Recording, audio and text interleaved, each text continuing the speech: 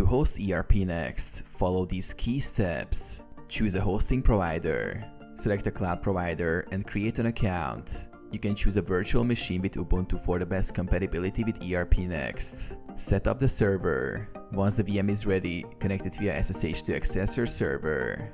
Update the system packages. Install dependencies.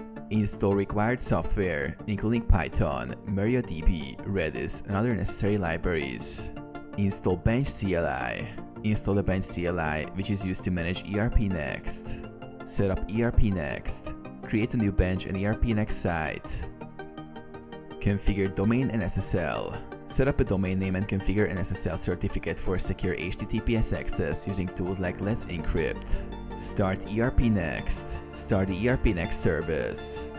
Now, ERPNext is hosted and accessible through your domain. You can also configure it to run as a background service using tools like Supervisor or systemd.